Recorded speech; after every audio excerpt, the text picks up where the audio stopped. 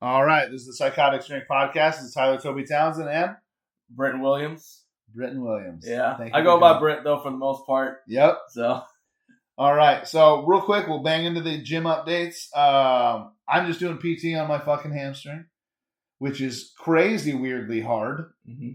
It's little movements like using a slider under my fucking heel, and it is killing me. Yep. I'm sweating, bro. That was me with my hip injury too, when I had that a while back. That was not fun at all. Like, what'd you do to do that? I'll see here. I was 20-something years old, and I tore every single hip muscle off of the bone. Oh, shit. And so for me, it was like, oh yeah, can't really walk anymore. You got to relearn how to walk. Got to relearn how to do all this other stuff. So like when you watch me walk, my right foot goes outward. Oh, man. And I waddle. Okay. So, yeah. Well, that's interesting, man. Because so I had a 75% tear of the tendon, right? Oh, yeah. I thought it was muscle. Then this other doctor was like, no, it was the tendon. I said, okay, great. It's still attached. Okay. So I just got to be careful. Everything works, but like my calf is sore as shit because it's doing more work. Oh, yeah. Right? So your body's going to compensate no matter what. I had a bicep tear. And my coach was like, are you sure you tore your bicep? Because I felt the snap. It was the first big tear I had. So I'm like, I don't know, let's see. And I just made it do the motion anyways, which just shoved my bicep more into my shoulder. No, thank you. And I realized, well, my body will just do what I make it, whether that's torn off the bone or not. Right? Like, so I had to get surgery on that shit. But this one, I'm just glad I don't have surgery. Yeah. I got probably like 4 more weeks of PT, and it's back to just light duty, which...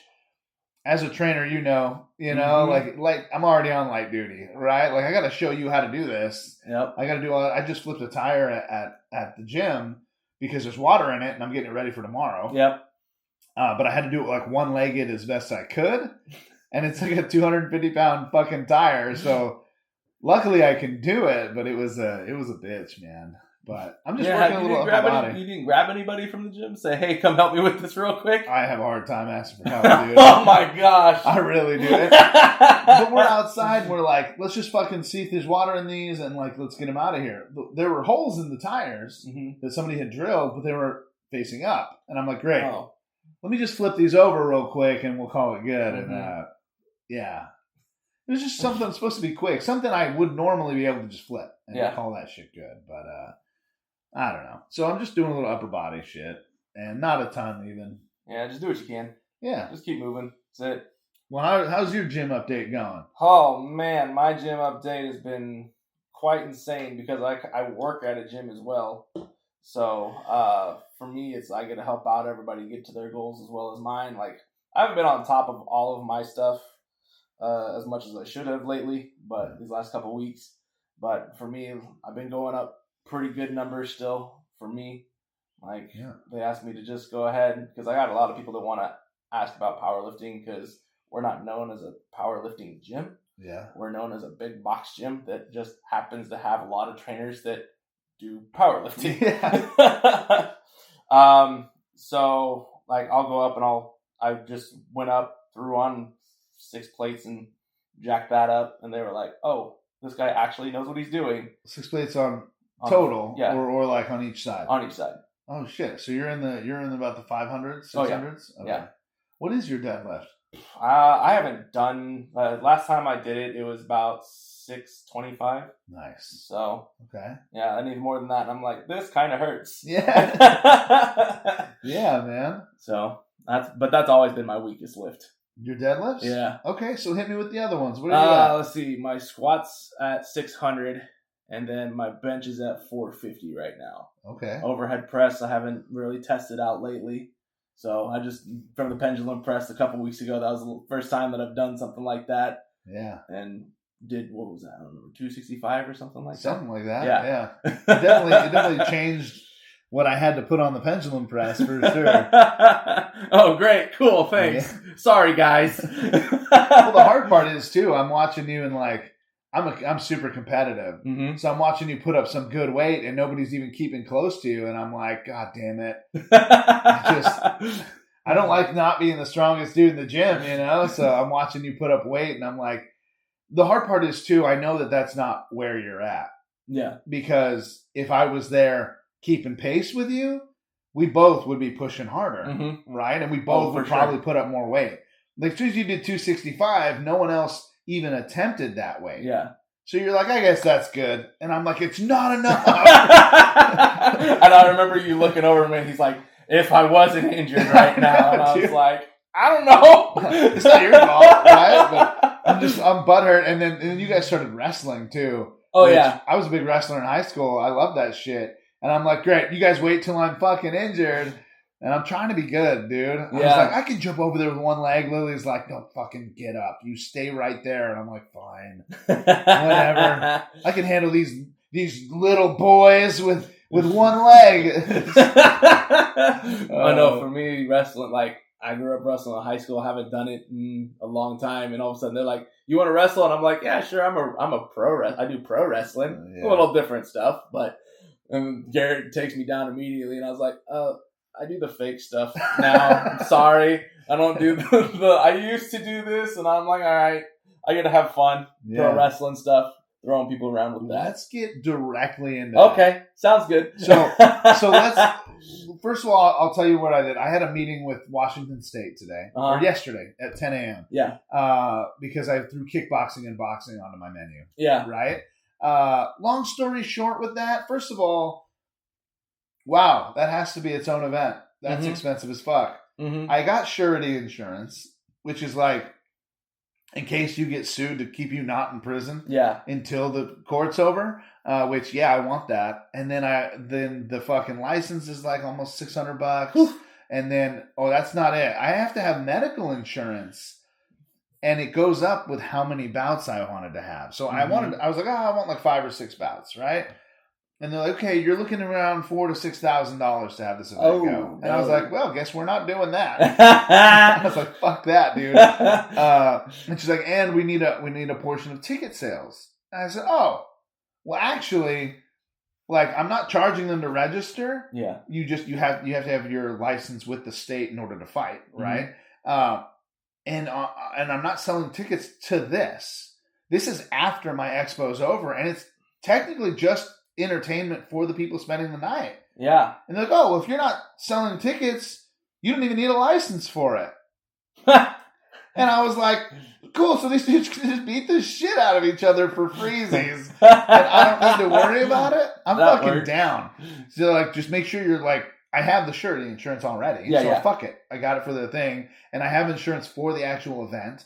And then I just need to make sure they sign some fat waivers. Yeah. It's going to be a long waiver. We'll be good to go, bro. So save me a couple $1,000 and save me from canceling it, really is what would happen. Yeah. Right? Because I'm too just like, that's fun. Let's do it.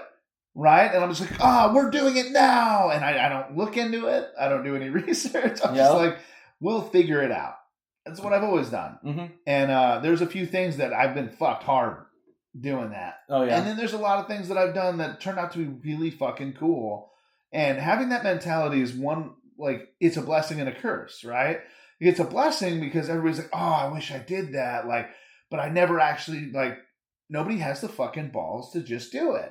Now, I got a big old set of fucking balls, and I just do it. Not a lot of thinking going on up there. Right? Cause I just want to see what happens. Well, they're all like, well, did you look into this? I'm going to save you some time. I looked into nothing. I said I'm doing it, and I'm going to fucking do it. However, we have to. Yep. That's what I always do. I always commit, and I take commitment extremely serious. Right? So if I tell everybody I'm doing something, I'm going to fucking do it. And I don't give a shit how it happens. And the problem is, it's got me a lot of trouble. It's spent me a lot of money that I shouldn't have spent, right? I do real estate, which I get lucky, right? Because I make pretty fucking good money. Yeah. I feel poor because I'm putting on these shows, right? And so now we're doing the expo, which is strongman powerlifting just backed out. Okay. Medical reasons, right? She can't do it, and then the other people who could do it are all busy with other things. So we're just not having powerlifting. Boo Hurt is its own fucking thing. Teams tournament dueling tournament, and I'm trying to set up a mass battle, 150 versus 150. That'll be insane. It's going to be awesome. We're going to get as close to 150 versus 150 as we can. Yeah. We're probably going to get about 40 to 50. Probably. It's still going to be sick. It'll be fun. Yeah. Just watch people just walk around at nights and just beat the living crap out of each other. They're beating the shit out of each other. Highland Games is going to be fucking sick. We're moving that to earlier since powerlifting backed out. And the cool thing with that on Sunday is a bunch of people were deciding whether they wanted to do arm lifting, which is that grip competition, or Highlands. With it being at 9 a.m., now you can do both. Yeah. I have a couple athletes, like, there's like two types of athletes. Athletes that I feel like are more like powerlifters, who are like, this is all I do, this is what I do, and I do these three things, and I do them well, right? You have strongmen like that, too. Yeah. You have arm lifters like that, arm wrestlers. Oh, we're bringing arm wrestling in. Oh, okay. I was like, where are we going with this? Because I don't remember seeing anything on this, but hey. My buddy David Till, he just sponsored the event. He went 4th tier, which means he's throwing a ton of money at us and just really helping with this event. Oh, that's cool. But he blew his arm apart, popping a semi-tire because he works on semis. Or he works on tires. And so he popped some sort of semi-tire, putting it together, or whatever the fuck, or it just blew because it had a weakness. Long story short, his right arm got obliterated. Oh, damn. And so he ended up just learning to arm wrestle, and now he's phenomenal. Yeah. So we're setting that up to where we can have arm wrestling at the event. It hasn't been announced technically yet because it's not fully all the way through, like sanctioned and all that bullshit. And I like to announce things. Lily's helping me announce things once they're ready. Instead of being like, we're doing this. Because right now, if it doesn't work out, it's not out. It's not a big deal. But so we have all these events going. And then we started a whole nother company, which is PS Productions. So since I got the license to do the fights, or now I don't have to, I don't need it for JITS tournaments, but now I'm doing a JITS tournament in July. And then, man, let's just go with everything. Fuck it, right? Yeah. And then PS Productions, we do event planning, which is like weddings, clubs, like all that other bullshit. Okay. So we're planning a bunch of events for Plush, the nightclub up in Hazeldale. One of them being a car show. You saw the Lincoln outside, right? Oh, yeah. So we're doing a car show on Father's Day from like 3 to 7. We're going to work our way into some live entertainment and then karaoke for the rest of the night. That'll be fun. It's going to be a lot of fun. But it's cars and cigars. So we got Paul's Cigars. I don't know if you've been there. But they provide most of the fancy-ass cigars up here. Okay. And so we're having them at the show. They're going to sell them, and then we have a smoking section in the back so you can test them out or whatever. But so we just diving in. We also have a wedding next June, so 2027 that we're doing for somebody else. Woo! Yeah, man. So we're trying to get a little more into the wedding side of it, too. Now we're promoting for this club. We're promoting car shows, which now I'm super into because I already love my fucking car. Yeah. And everybody is going nuts. Like there's car clubs. I didn't know this scene was so big. I had no idea. And now I've already got a logo for my car club, which will be like Psychotic Speed. Oh my gosh. So I'll show you the logo later, but it's my Lincoln and my fucking Psychotic Strength guy. Yeah. Over top of it. And it's pretty cool, man. But I just have no chill, right? Like I see something, I like it, and I go fucking hard. Yeah, just go 100 miles an hour at it. I can't not. Yeah. I don't know what's going on. I'm not the brightest, but I have a lot of fun. You know, I told Lily this morning we fucking got our tickets for Scotland because we're doing Worlds with Ty and Miriam. With everybody. Yeah. And I'm like, well, we're poor again. But she's like, not in life experience, though. And I'm like, fuck it. Why not? There you go. That's what it's all about. Well, we had to fucking flights, car, all that. So we're starting up in Aberdeen, Scotland. We're doing the Denny Stones. And then we're driving down all the way down the coast and hitting all the castles all the way. Oh, yeah. We're also, since we started PS Productions, event planning and shit, we're going to call ahead and be like, well, we have some fancy clients looking into your castle for a wedding. We would like a tour. And like, who is it? Well, we signed an NDA, so we don't want to disclose while we're choosing, right? Like, get the fucking fancy treatment, and then we show up, and we're just in gym clothes, and they're like, what the fuck? Hey, this is for our experience, right? Exactly. But, okay, so that was a tangent. It's all good. Trying to get into promoting pro wrestling. Yeah. They did tell me if I wanted to do that, which I think we will throw it into the expo next year. Yes. Right? And I think it'd be a lot of fun because it's just fun to watch. It's one of those things. I have to place it in a place that Boo Hurt will be going. Yeah. But I don't want it going head to head with Boo Hurt. Mm-hmm. Right? I want it to be able to have its own crowd. Yeah, have its own time. Right. So we'd probably do Boo Hurt until like 4 p.m. and then like 4 to 8 p.m. or I don't really know how long they last and all that shit. It depends on how many like matches and stuff you have and how long the matches will be. Some of them, like, I'm not into all the details. That's on the promoters and the bookers of what they want to see. Yeah. Right? I'm not in that circle. Okay. I'm just in the circle of wrestlers. So how did you get into that? So it's a funny story because I remember I was scrolling through TikTok one day. It was either TikTok or Instagram at the time. And all of a sudden this little thing pops up, Oregon Pro Wrestling. I was like, huh? There's a school out here? And like, I always loved pro wrestling growing up. I was like, screw it, let's see what happens. Like, I love that stuff anyways. And I really wanted to just try it out, get into it, see where it took me. Yeah. So for me, I got in contact with Coach Ricky, Ricky Gibson. He's awesome. And same with like all the wrestlers. They're very like, they want people to come in. Yeah. But I got in contact with Ricky. I was like, hey, what is it that you guys do? What do I need to bring? I got most of my stuff still from back in high school that I somehow kept for 10, 12 years. Sad to say. And I was like, all right, showed up that practice. And I'll never forget my first practice because all of a sudden I got up there and I look at, like, they have a board with what you're going to work on today. Yeah. And I look at the board and it says top rope dives. Oh shit. I don't know about you guys. If you guys can't tell, I'm about 5'7". I am almost pushing 300 pounds. Yeah. And my first pro wrestler practice is diving off the top rope. They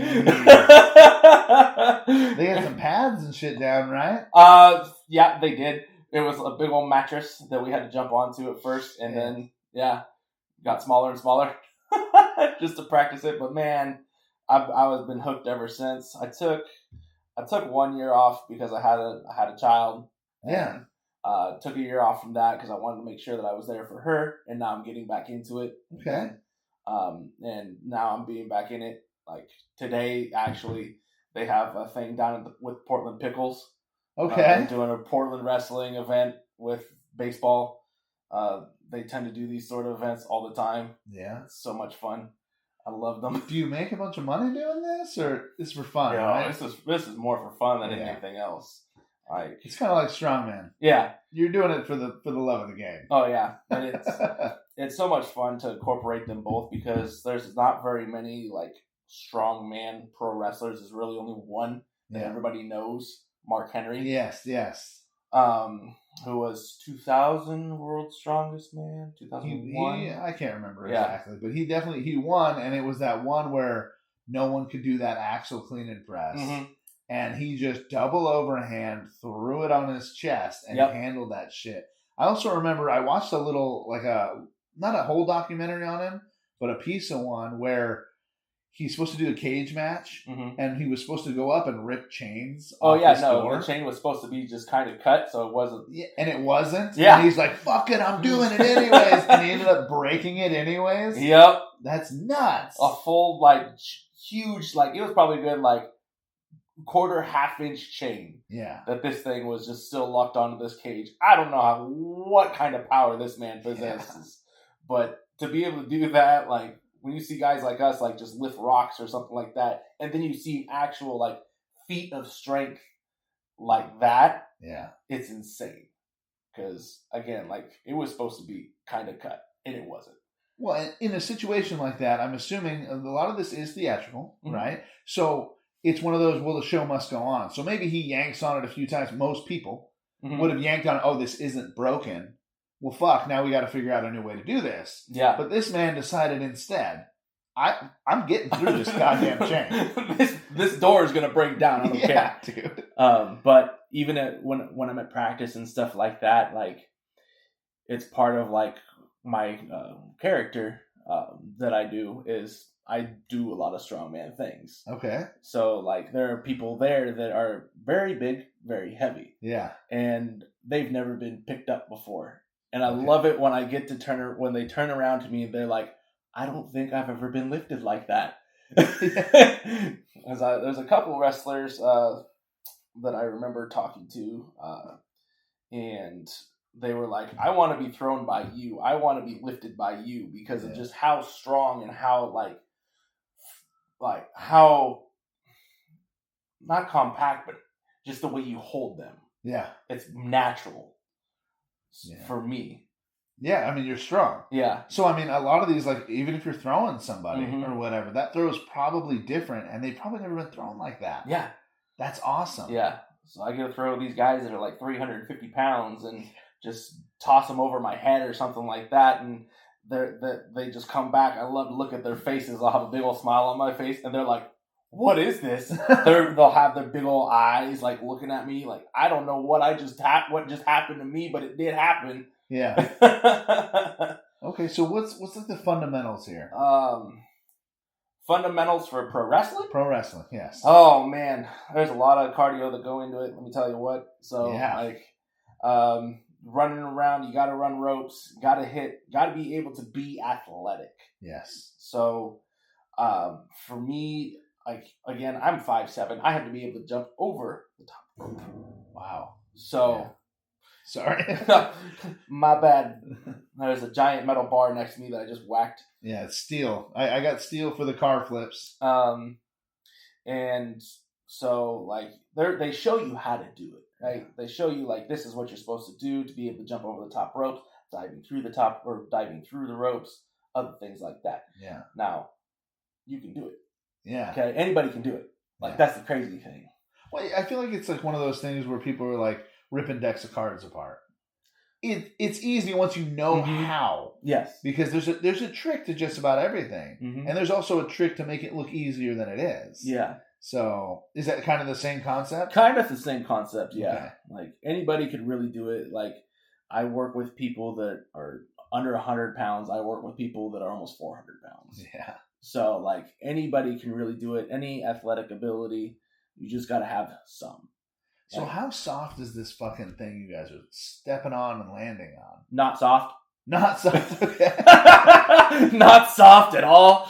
I figured it was almost like one of those gymnastic bounce mats. No, not at all. Okay. Not at all. So what is it? So to not break the business portion of it, you're landing on hardwood. Okay. With a little tiny, like, yoga mat, pretty much, covering it. So it still hurts. Oh, yeah. It still hurts. Yeah. It still hurts. Okay. All right. I didn't know, man. I'm thinking there's, like, springs and, like, all this other bullshit under it. It is metal, hardwood, and then a little tiny yoga mat. That's it. Wow. Okay. Interesting. So, like, it's so fun to just be able to make those noises, though, and, like, make those landings and still pop up and be, well, fine. Yeah. As long as you're landing safely. Like, that's one of the big things that we always push is hit safely. Okay. Yeah. That way you can do this longer. It's when you start doing stupid things that you're going to get injured, because you're landing on wood. Yeah. Essentially. And there's ways, I'm assuming, like when you jump off the top rope and you're jumping on someone, right? Whether they're standing or even laying down, there's ways that they're trying to catch you to keep you safe, and that you're trying to land on them to keep them safe. Yep. Precisely. Okay. They're supposed to be, like, you're supposed to be working as a team. Right? Yes. That is the huge part of it. Like, yes, we like it. There's going to be times where you actually, like, care for the other people. Yeah. Right. You don't want to see other people get injured. Right. Okay. You don't want to be injured. Right. So there's, like, that, a code that you guys follow. Yeah. So there's some respect between athletes, right? Oh, yeah. I mean, no matter, I'm assuming even if you don't like somebody, you guys are still going to be respectful. Yep. Okay. Yeah, you should be. We have a saying, unless you don't like the guy. Yeah. Well, so how often does something like that happen? To be honest, not very often. Yeah. It's usually handled behind the scenes. Okay. If anything crazy happens. All right. So I knew a guy back in the day, and Mm-hmm. he was more into the luchador Yeah. stuff, right? And they're like breaking lights over each other. They're like trying to the deathmatch and doing stuff. all that other shit. Yeah. Oh, the deathmatch stuff. Oh, yes. Yeah. So like how much of that is? I mean, obviously it fucking hurts. Yeah. But like, how much of how can you stay safe in something like that? I mean, there's like, so when you hit somebody with the light bulbs or something like that, they have like these little things on the end of them. You kick those away. Yeah. So you'll see like an entire, like, you don't notice it at the time. Right. But the wrestlers will actually like work together to kind of get rid of that stuff, the stuff that will actually embed into you and actually injure you. Damn. Rather than just having a cut on your arm or on your head or anywhere else that there's supposed to just be a cut. Yeah. I haven't been in. I have no want or need to be in a death match. Yeah. I've seen them. I've been at the ring when they happen. Man, they are so crazy to watch. Yeah. But I have no real want to it. I'll probably do one just to say that I did one, right. But that's about it.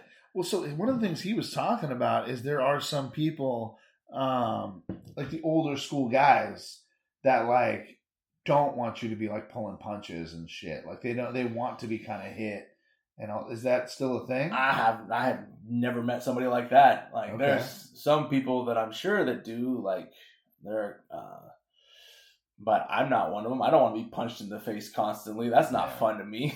Yeah. Like, I mean, I'm already strong, so like if I don't pull my punches, I know they're going down. Yeah. So, you have to just be able to do the right techniques. I haven't met anybody that wants to actually be hit by a punch yet. Really? Yeah, usually a chop is what you're going to be hit with. Which is like where you see that slap on the chest. Okay. That's about it. Probably doesn't feel good either. No, they don't. I love chop day. I'm the one guy because I kind of enjoy pain a little bit, and so like I see chop day up on the board sometimes. I'm like, yes, awesome, let's get it. And then everybody else is like, oh shit. What's usually the like rotation? Like how often are you training what? So, I mean, it all depends on what coach wants to do. Okay. Like, coach will see stuff that happens through the weekend. He'll watch stuff and say, okay, cool, this is what we need. This is what we need to work on. Right? Okay. Because they go to shows every day, almost every day during the weekend, Friday, Saturday, Sunday. Yeah. They got wrestlers that are doing crazy things. So he'll watch stuff. Like, he'll be there tonight at the Portland Pickle show, Ricky will. And I'm sure he's going to notice some stuff and bring it back on Monday. And then we're going to go through some of the things that he saw that's like, hey, guys, don't do this. Yeah. Let's go through this. But that's pretty much, I think, how he plans it out, is that, or it's just kind of like, hey, let's work on this stuff today. Because, like, the goal is for all of us to be at the professional level doing events. Right. So it's just like any other coaching. Yeah, any other coaching. Like you get through a week of programming and you're just like, okay, look, I noticed this and this with this. We're going to focus a little more. Like I have clients that I'm more stability based. Yep. More clients that are more just strength based. And then I have clients that are like just very technique based. Yep. Miriam's a very good example of like the technique based. Her strength base and just overall build, that's already there. Yeah. Right? Now I have to teach her how to do these strongman movements. We were working on axle clean and press. Yeah. Any sort of clean that involves a lot of technique like that is rough. Yeah. And now most strongmen are used to just like powering through, right? Well, we're headed to Worlds. This is a big competition. So I need you to be able to fucking big old curly hair. Ain't for me, let me tell you. Yeah, that's a lily hair right there. But we need to be able to. I need you to be able to actually clean this. Like, and I'm not talking just like rip it off the ground and throw it to your chest, right? I need you when that throw happens. I need you to dip.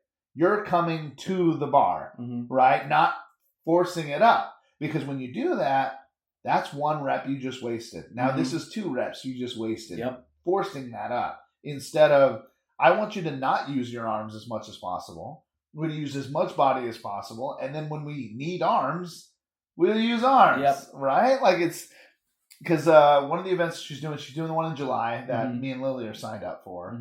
I'm probably not going to do it. Right? We'll see what happens if your leg's better or not. Yeah, it's July 18th. So Okay. I got like a month or so. Okay.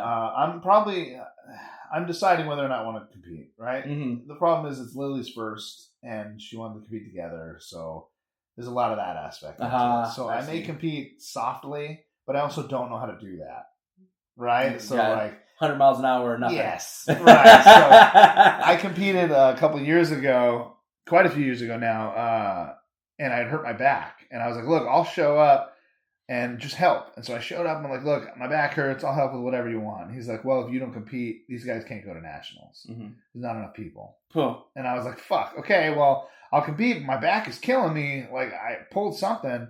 I'm not going to do it. I ended up going way too hard and I crushed everyone there. Yeah. Like to the point where I'm like, you just do 1 and I'll do 3. Like you pick your top weight, I'll just go a little more than that and I'll win. Yeah. Like, whatever you want to do, right? So it was it was pretty shitty. I don't know how to not. Yeah. Right? I know how to pace myself competition-wise to where, like, even there, I could have went, like, Husafeld run. Right? These guys got, like, 1.5. I just did 2. I could have done 8. Right? But I'm going to keep it at 2 because, like... You already beat them in the event. Right? Yeah. And that's the main focus of my competitiveness is winning. Not...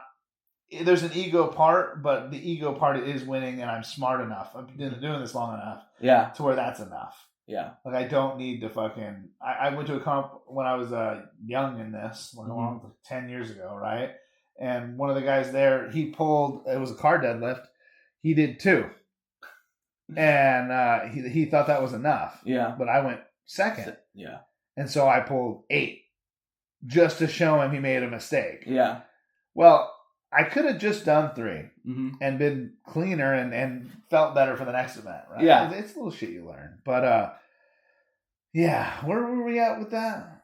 I mean, I was going to ask you a couple questions, too, because my last competition was, like, my first one that I did ever. And it was, like, a very eye-opening experience for myself. Yeah. Because, like, I went up in weight class, and I had to go against a guy who's been doing it for a long time. Yeah. And he said he was 2-time strongest man in Oregon or something like that, or something crazy. And I was like, do you remember his name? Joey, I think. Oh, it's Joey. His name's Ron Kilman.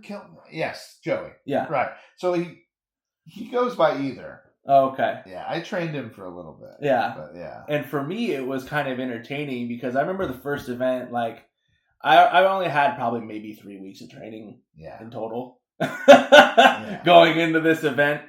And I just remember I had to get the keg press up and just press it. And for some reason, the 240 keg wasn't going up. Yeah. And then he's like, all right, cool. It was kind of like that flip that he saw. And I remember him coming back, and he's got a big old grin on his face. Yeah. And I'm like, I'm competitive. I'm really competitive. Yeah. And I'm like, oh, heck no, this guy, he's coming back. And so the next event was the carry. Yeah. And I remember grabbing that thing and just running. Yeah. I grabbed that 315, got it in like 40-some seconds, down and back. Yeah.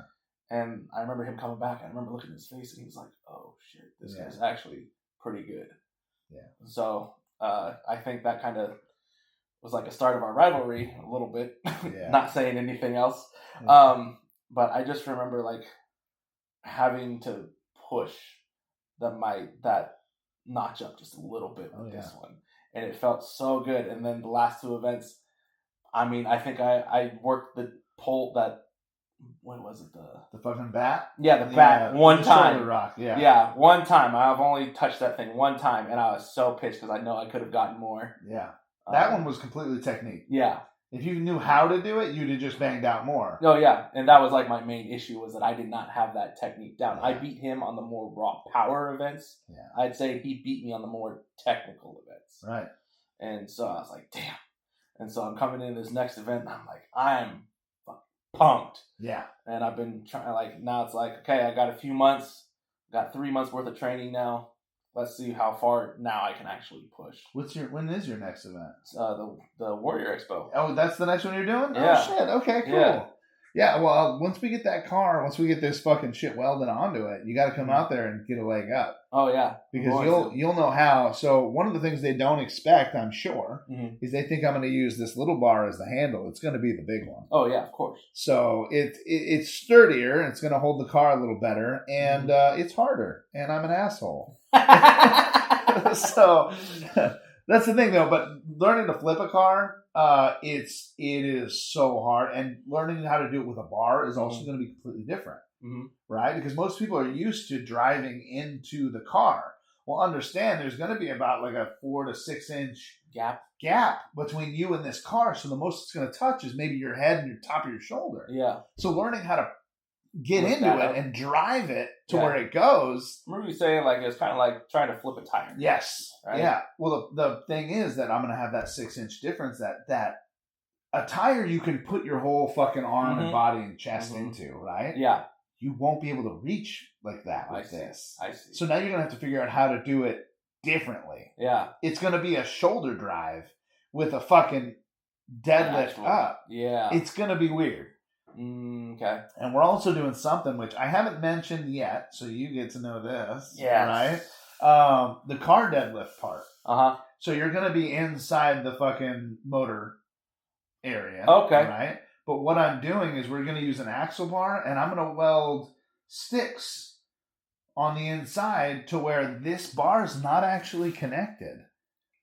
Okay. So what you're going to have to do, the bar is going to be on the ground. Uh-huh. You're going to pick it up and set it in between these two sticks.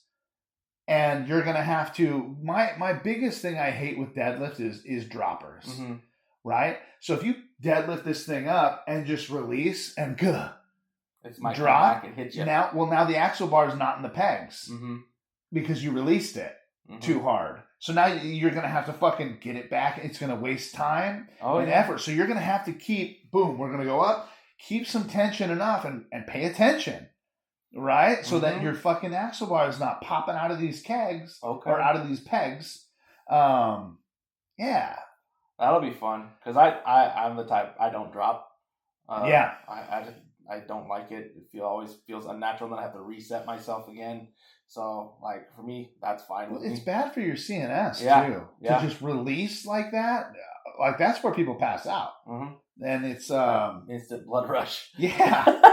So they don't understand. I mean, at least keep some tension on it. And even if I'm just tap and going because it's legal, and if it's legal, we're going to do it, right? Yeah, for sure. If it's tap and go, I'm, like, pushing it down to where, like, I am barely touching. Yeah. Right? I want to win. And I'm going to do everything I can to do that. Even in this axle clean and press, they're allowing belt cleans. So you can you pull it up and you set it on your belt. Yeah. Instead of having to like hold it against you. Bring it up to pretty much like your chest level. It's kind of cheating in my opinion. And if we ever do axle clean and press in one of my shows, there will be no belt cleans. It's the same thing. I don't allow any deadlift suits in my fucking comps. I never do. I hate that shit. Oh, yeah. If you can't do it, you can't fucking do it. Get out of here. Yep. What, because you spent $300, you get an edge? Fuck that. Yeah. Fuck your $300. It's raw power, baby. That's what I'm talking about, dude. Fuck out of here with that. But I don't know if you saw, I can show you later, but these things on the side of my house, they're fucking giant spindles. I'm going to be creating this fucking, like, turning tower of terror. Okay. It's going to be intense. I'm stacking those things and then putting a log across the top. Then there's going to be chains hanging down on one side and a chain connected to a sled on the other. Okay. And you're basically going to fucking be turning this whole contraption in circles. Kind of like doing, like, what's it called? The one where you just kind of huff it up over your... Kind of like that. You just walk. Well, that's a Conan's wheel, right? Yeah, Conan's wheel. So you're picking up... The pick is complete opposites. Okay. Because you're just going to have two chains hanging down. So you're going to be able to I see. You're almost like... It's almost like a truck pull, but with no harness, no nothing.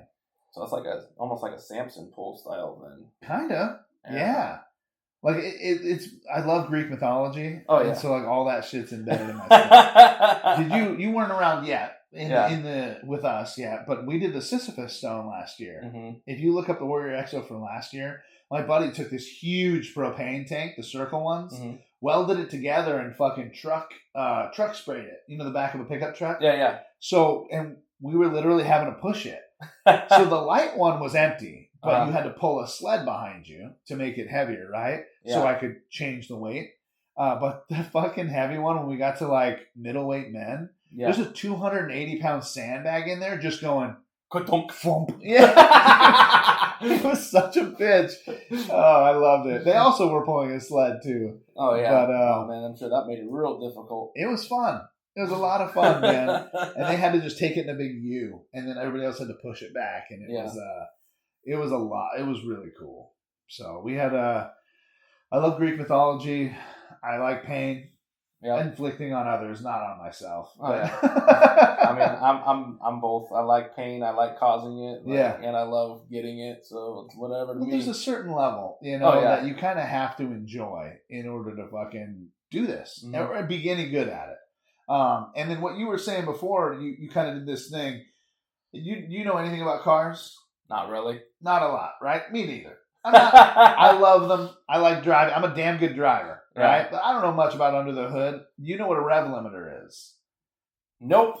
So on most cars, there is a piece that keeps you from being able to drive a certain speed. Okay. Right around the fucking 19s, like 80s or something, 90s, they added them in. So people could stop driving to top speed of these cars and blowing engines, all that other bullshit. Yeah.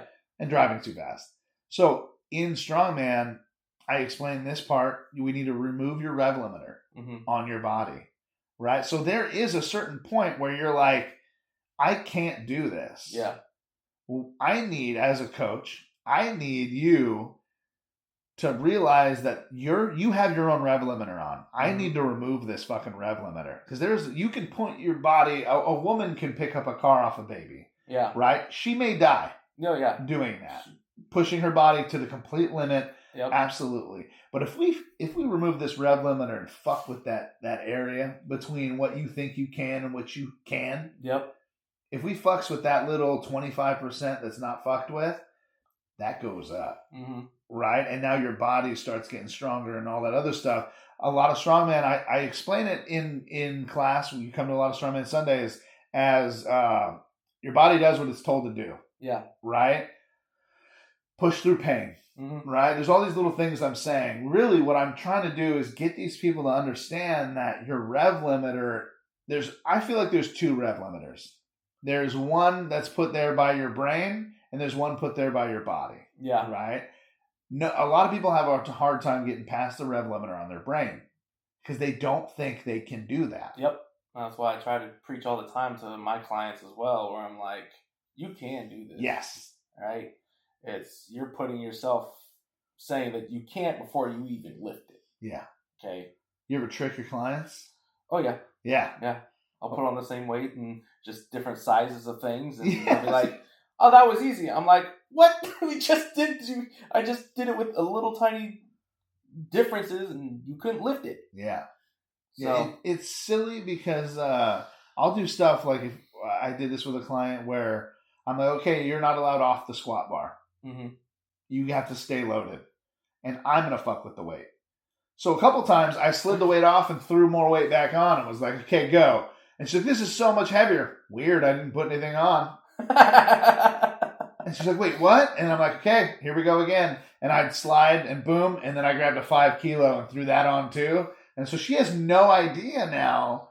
Did I add weight? Did I not add weight? Where are we at? Was that 5 kilos, 10 kilos? Where are we at? She ended up fucking busting her PR by like 30 kilos. Oh, yeah. It was like, it's over 60 pounds. Yeah. I'm like, now stop fucking with me. You know what I mean? You like, do it. Sometimes you got to be kind of mean. Oh, yeah. Right?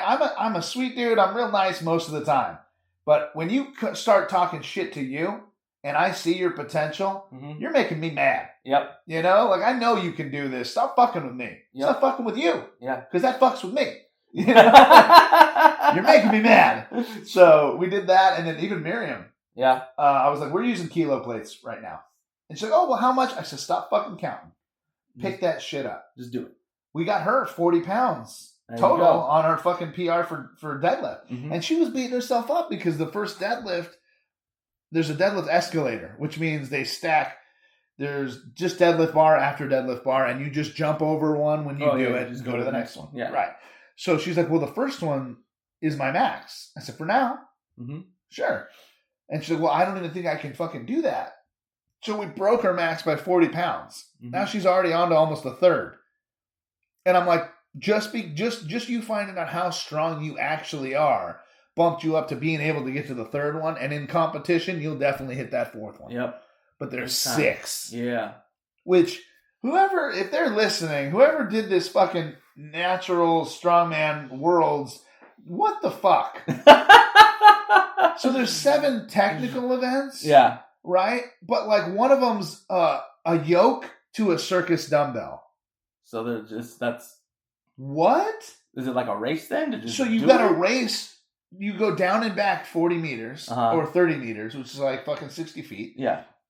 And then you start doing the circus dumbbell. And this is one event. You got 60 seconds to do this whole thing. That's insane. Running. So they running with the yoke, then running back, and then you just start pumping out a circus dumbbell. And I'm like, what the fuck, dude? So one of them's gonna be light, right? Yeah. So it turned out to be the yoke is a little lighter. Okay. And so they're expecting you to run. They're gassing you before you do a full body movement. Yeah. Boo. Right? And then one of them, like the deadlift ladder. Usually there's like 3. Mm-hmm. You did 6? Why? Mm-hmm. Why? Well, there's gonna be one person who even gets to the 6th one who probably won't be able to fucking do it. Yeah. I mean, we're looking at this realistically here. I've done tons of competitions, probably like 30, right? Mm-hmm. Even if someone gets there, they shouldn't have been here. Well, I guess it's Worlds, so yeah, you get it, right? Yeah, but like, it's going to be everybody from around. Well, in most of these like amateur competitions, like the Psychotic Strength, that's an amateur competition. Yeah. There's always one dude who you're like, oh, so you just need a ticket to nationals so you can win nationals and go to Worlds. I see what's happening here, right? Because you do have to earn your way every year. Yeah. You got to earn your way to nationals. And sometimes these guys who are pros, they show up and they kind of just have to be there. And they feel bad, but they put the fucking ass whoop on everybody. Oh, yeah. And everyone's fighting for second. Yeah. You know, there's always that person who's here just like, well, he's first place. Yeah. You know, everybody else got one of these. He got 15. Like that's pretty ridiculous. You know? Just a little. So with this one, I think somebody may make it to the 6th one, but like I don't fucking know how. Yeah. There's a load where it goes keg, sandbag, keg, sandbag. I'm like, okay, and then I'm like, oh wait, the first keg's 8 meters away. Yeah. And then it's 6 meters. So it's a keg run. Yep. To load. Why are we throwing these things together? Those are heavy ass things already. Mm-hmm. They're just being mean. I mean, that's just you gotta work on some cardio. Apparently, when you're a strong man too. Well, so that's the thing is this sport has changed completely since when I started. Like fucking 13 years ago, I started this, and then it was just big old fat brutes being strong as fuck. Yeah. Now you got to be a whole ass athlete. Yep. You got to run shit. You got to run and load shit. Like it's crazy what this sport has become, and it's been pretty cool. Yeah, I mean, because now we're also seeing like how fucking Mark Henry did that fucking axle clean and press. Yeah, that was back when brute strength was brute strength. Mm-hmm. Well, then collegiate athletes are now joining, right? Guys who were shot put, Olympic lifters, like all this other bullshit, and they're showing you what a split jerk does. Yeah. They're showing you what a full actual drop-in clean will do versus this strongman just slide it up your fucking belly shit. Yeah. Right? And now technique is something that everyone has to have. Lucas Hatton has gotten as far as he has because he's an amazing lifter. Yep.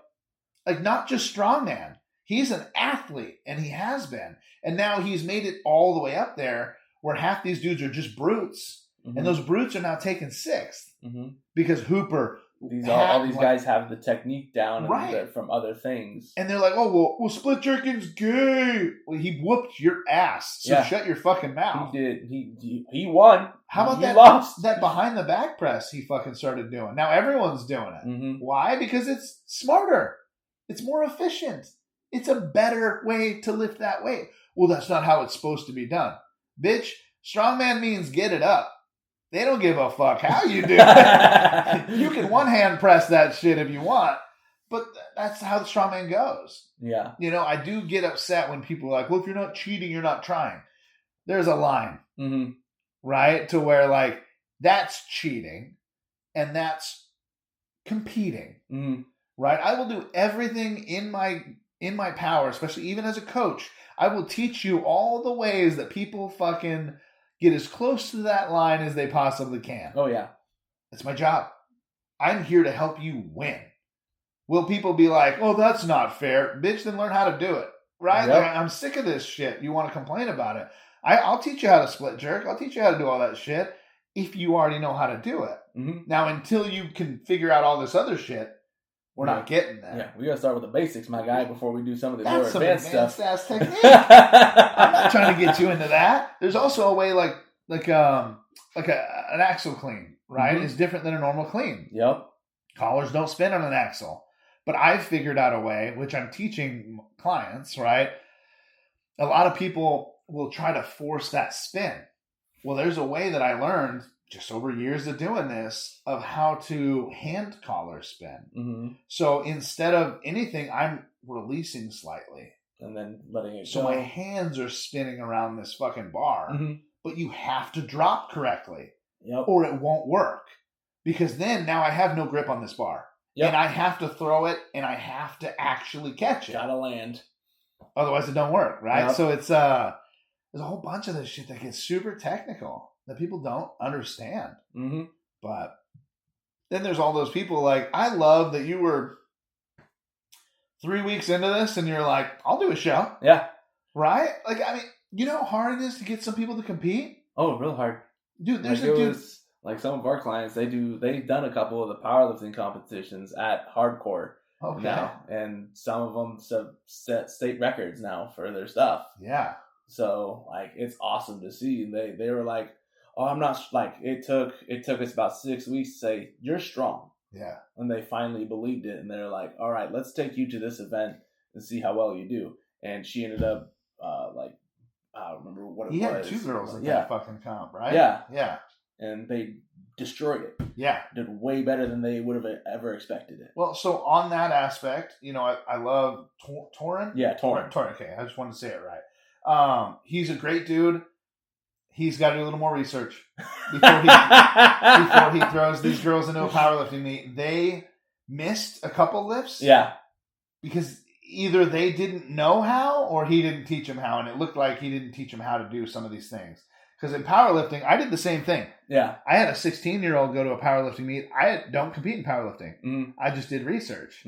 Well, I didn't teach him how to do the cues correctly. So a few of these things, they missed a couple of them because they just didn't know you're supposed to wait. Yeah, I don't think he knew. Exactly. And that's about okay. all the cues and stuff. Because now he does. Yeah. Right now he's going to learn, and that just makes him better as a coach. Oh, yeah. It sucks our clients do suffer sometimes because we're just not there, right? But he did a good fucking job bringing those girls in there and getting them strong as fuck. And they didn't miss anything that impacted their overall performance. Yes. So luckily they learned on maybe their first lift or something like that. Yeah. Whereas like I know the hardest thing, like squat. Yeah. You get it up, you rack it. Yep. Not in powerlifting. Nope. You gotta wait there. And then when they say rack it. Right. And it's little shit. My client did the same shit. He did the same thing with bench. Yeah. Just, he got it up and he's like, yeah! And I'm like, oh, you fucking dude. That doesn't count. The first time he benched, I just stood there. So you're supposed to help him off. Yeah. And then you're supposed to get off the platform. So I help him off and I turn and he just goes down and I'm like, well. Didn't count. It doesn't count, so I'll just be here. And they're like, you need to move. And I'm like, we both know this didn't count. So if you could just, and he put it back. I'm like, dude, you gotta wait. You gotta wait for the down. You gotta wait for the up. And he just was wait like, for all the commands. Wham! And I'm like, wait for the command. Yeah, dude. But it was something we didn't go over a ton. Oh, yeah. I wasn't a powerlifting coach, right? Yeah. And it took me years to become one of those to where I can teach those little cues. And teaching someone strength and then teaching them how to compete is also different. Yep. And then getting someone the guts to compete. Because there's Gabe in the gym. I'm sure you've seen him in there. Big old fuck in the corner. Yeah. With his headphones on. He's done like one competition. Mm-hmm. He's international level right now with all his lifts. But there's a few he's not. Yeah. And I'm like, so you're going to wait until you're completely ready to compete. And then compete and lose. Because you don't know how to compete. Yep. Get in there. Figure that shit out. Yeah. Right? Like, learn in the moment. I would rather you learn while you're not going to win and have that be the reason you lose than fucking be ready to compete and lose because you don't know how. Yeah. Just go for it, man. Just, like, it's people get inside their own heads way too much when it comes to competitions. They're like, I'm not going to do it if I'm not going to win or whatever else. It's like, no, that's how you're going to learn. Well, that's why you're going to lose for the rest of your life. Yeah. Because you're not taking that fucking... And then Miriam was a good example. We go to nationals and there's this chick, Jackie Reed. Did you saw her at the showdown, right? Yep. Redhead, just fucking jacked. Oh my god. She's a monster. Yeah. She somehow competed at nationals, which if you're natural, holy shitballs. Yeah. That's insane. That's I didn't know she was natural. I was like, she there's like, I was looking at her, I'm like, man. Yeah. So she is an amazing fucking athlete. She also owns a CrossFit gym, trains at a like all that shit, right? Okay. So she's jacked on purpose for sure. Yeah. But she's in Miriam's weight class. And we're both like, well, if we get second, we can still go, right? I mean, Jackie's pulling in the fucking 500s, bro. Oh, like, I'm just like, well, let's get as close to her as we can, right? Yep. And stay right behind her. And then she ended up cutting weight and going lightweight. Oh, shoot. And I was like, see? Because she's like, I don't know if I want to go to this competition because there's no way I'll beat her. And I'm like, just do it. Just go. Like, what happens when you do the first event and that person who's supposed to beat you does it a little wrong because they're overconfident, gets hurt, and can't compete the rest of the day? Exactly. Now you just won first place because you showed up and you fucking did it. Yep. And she showed up and went neck and neck with this fucking chick, had the tie break, all that other bullshit. But Jackie ended up being a lightweight. She actually missed her deadlift. Oh, wow. So it was a max deadlift. You get 3 attempts. She went for her first one and missed it. She gets no more attempts. Oh, dang. Yeah. It was just a bad call. And the thing was, Lorraine was the other one. I don't know if you remember her. She was at the comp too. Yeah. But she hit like 300. Jackie's first was like 516. And I'm like, you could have just went 350, bro. Yeah. And at least put some numbers on there. So Lorraine beat Jackie at a deadlift. And I was like, whew. Like, it's silly because it's competing. Yep. It's that little shit, like, as a competitor, even powerlifting, put some numbers up. Yep, just do it. Just go hit a number first. Then we'll start pushing boundaries. Yep. Don't push boundaries to start. You know, because you miss it, you're fucked. Now you got a 0. Yep. That's kind of like how the enhanced games was. I don't know if you watched any of that stuff or whatever else, because I remember watching it, and then like their first attempt, Thor pops up, and he's like, I'm just going to start it. This guy's like at his max. Yeah. Reps it up, whatever. And then, but there's a whole bunch of stuff that we could probably get into about the enhanced games. Yeah. Especially that little portion there. Well, I think the whole thing overall kind of just proved that, like, and I said it to begin with, and this was more closed door conversations I was having. But since it happened, all these 6th place athletes given steroids are not first place athletes. Yep. What we needed was the first place athletes to take steroids to see what the body can actually do. But you're taking 6th place athletes and expecting them to still beat the first place genetic freakazoids of the fucking planet who are in the Olympics beating everyone's ass. Like, just because this dude took 6th place and is on steroids, he's not going to catch up to that. No. That's insane. I want the first place guy, but then why would that guy ever do it? Exactly. He's like, he's already proven that he's the best. Exactly. Yeah. So, yeah, it felt like it proved a really good point, and a lot of people were like, who take steroids were like, well, fuck, that's bullshit, blah, blah, blah, whatever. And I'm like, you're the reason that steroids have a bad name. Yeah. Right? Because I've been pretty open about it. I take shit. I do my stuff. I'm not on huge cycles anymore. If you need it to get to nationals, you shouldn't be taking it to begin with. Yeah. Right? But at the same time, like, steroids isn't the I'm going to win now because I'm on steroids. It's not a cheat code. It's not. It's not a cheat code. You got to put in the work. You got to do your shit. And it's really just a little tip if you're there. And you shouldn't be on it if you're not at the level you need to be anyways. No. If you can't make it almost there and just get that little bit of edge, yep, you're not going to win even if you pound it all. Yeah. It's crazy. I've never taken anything a day in my life. So you can do naturals as well. Yeah, I didn't even know about the event till I saw Kai and Miriam like stuff on Instagram. I was like, oh, there's a natural version of this? Right. I saw that whole conversation. Klaus too. So that's the thing too is I'm pretty open. Yeah. No one else really is. Yeah. Right? If they're taking shit or whatever, which is good for me because I've been doing this for so fucking long and I've had so much information, done so much research that I would prefer to be open so people have a person to come and ask questions. Exactly. In the gym, constantly people are like, hey, so I was thinking of doing testosterone. I'm like, oh, perfect. Did you get your blood work done? Yeah. What are your What's lipids going at? on? What's this happening? And well, I was just thinking about it. I said, okay, blood work. Yeah. Got to get it done. Go get that shit done. See if you need it. Yeah. Right? If you're a male, you're over 40, or if you're over 30, go get some blood work done. Mm-hmm. Just see. Right? Because just having your levels at a TRT dose to where you're back to where you should be will change your life. Yep. Sure your can. Your whole fucking life.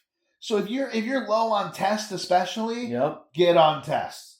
Dude, and that's just gonna be my opinion for the rest of my fucking life. Because if you're not fucking your wife, you're going to lose her, right? You're also not going to be doing the things you thought you could, and you're going to start losing quality of life. Yep. You're not going to be able to move, pick up. You're not going to be able to do the things you should be able to do. You're not going to be able to keep up with your kids. Yep. That's a big thing. Like, you should be the parent out there kicking the fucking ball around. Yep. That's how I am. Yeah. Like, I want to be that active parent. So. If you can't do that, you're not parenting these children. Yep. For me, like, I'm not on anything. I got plenty of friends that are on stuff, like, and I've seen the changes in them, and it's like, holy crap. Yeah. They've lost a ton of weight. They've put on a ton of muscle. Like, awesome, good for them. I'm happy for them, right? And I'm happy if anybody else is on it. Like, I just don't care. Well, like, you're a big guy. Yeah. I really don't think you would need it. Exactly. Now, my opinion is always going to be, well, you should get blood work done. Oh, yeah. Right? And it's basically because there may be a deficiency somewhere else that that can help you. Maybe you change your diet a little bit more and add more iron or whatever the fuck, right? Yeah. And that could just help your quality of life. Yeah. Just small little things. You definitely don't need testosterone. You're a big fucking guy, dude. And the way I tell everybody, too, is, do you get an erection on accident? Right? Like, just every once in a while, I'm hard. Right? Then you're probably fine. Yeah. Now, if you got an issue and there's a beautiful woman in front of you or your wife, and, well, some people marry some shitty people, right? Yep. Like, maybe you just can't get it up emotionally. Yep. You should still be getting hard when someone naked is in front of you. Well, someone you're attracted to is naked. There you go. I was saying, I might want to change the wording on that one a little bit. Absolutely. There's quite a few people that I would not be hard in front of. Yeah. Nope. But anyways, you know what I mean? Like, if you're having problems, especially erection-wise, I feel like people, first of all, have a hard time talking about sex already. Yeah. And then when I'm just like, well, how are your erections? I'm being serious. Yep. You know what I mean? Because that's one of the biggest indicators on whether you need it. Mm-hmm. It's an easy indicator without blood work, all this other shit. Like, do you get an erection on accident? Oh, what am I, 18? That's a problem. Yeah. Like, that's not okay. Yeah, like, you should be... Are you waking up erect? Yeah. If you're not even waking up erect, there is a very big problem. Right? So, like, go get your blood work. And what's the fucking gonna hurt? Nothing. I'm not putting you on testosterone. I'm checking you to see if you need it. Yeah. So, first thing I do with all my athletes when we come to coaching is we're going to have that conversation. Yep. What do you need? What are you doing? Where are we going?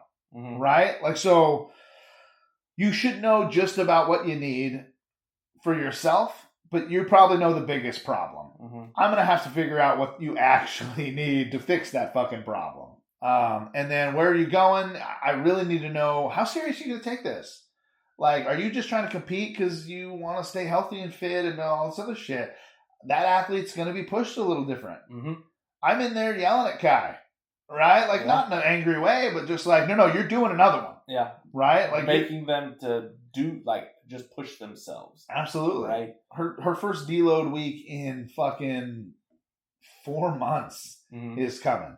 Oh, yeah. And I mean, we've done smaller deload weeks, but they're still pushing reps, right? This is her first, like, you're doing 40, 50, 60%. And then on the rest, I know I usually, my take on this is even if it's a set of 10, the last 2 should be hard or you're not doing enough weight.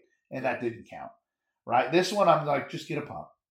Just go. Feel good. Enjoy lifting. Get some blood in your fucking muscles. Like, have a good time and fucking go home. Because there's no putting this girl. I was like, okay, so just don't hit the gym this week. And she's like, what?